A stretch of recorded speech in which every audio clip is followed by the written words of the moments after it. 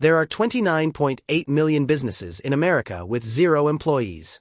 Not struggling side hustles. Real businesses. Some of them clear $10,000 a month. Run by one person. No office. No payroll. No team meetings. Here's the strange part. Most people never even consider this path exists. For decades, business success meant one thing: grow the team. Hire people, rent an office, scale headcount. That was the scoreboard. If you weren't managing employees, you weren't really in business.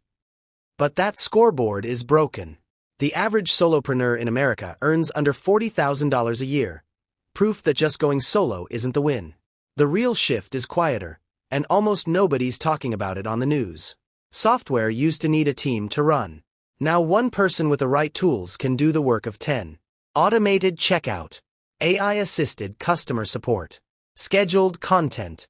A single person can operate what used to require a small office. So why doesn't everyone do this? Because most people are still solving the old problem. They think bigger means better. They chase clients instead of building one repeatable offer. They trade hours for dollars instead of building something that sells while they sleep. Picture someone starting with $0 and one skill. Say, bookkeeping. Month 1, they take on a few clients directly, no team. Month 3, they package their service into a fixed monthly offer instead of billing hourly.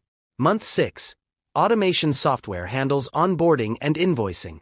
By month 9, they're serving 30 clients solo, clearing $10,000 a month, with no employees, because the work that used to need people now runs on systems.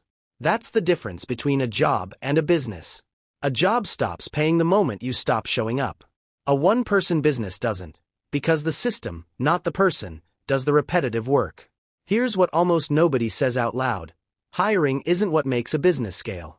Leverage does. And leverage doesn't require a team anymore. It requires the right tools pointed at the right problem.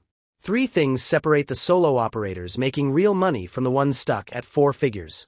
First, they turn a skill into a repeatable offer, not a custom job every time. Second, they let software handle delivery, not their own hours. Third, they price based on the value delivered, not the time it took. The old rule was, bigger team, bigger business. The new rule is simpler, and far more available to ordinary people. One person, the right systems, and a market willing to pay. The employees aren't gone. They've just been replaced by code.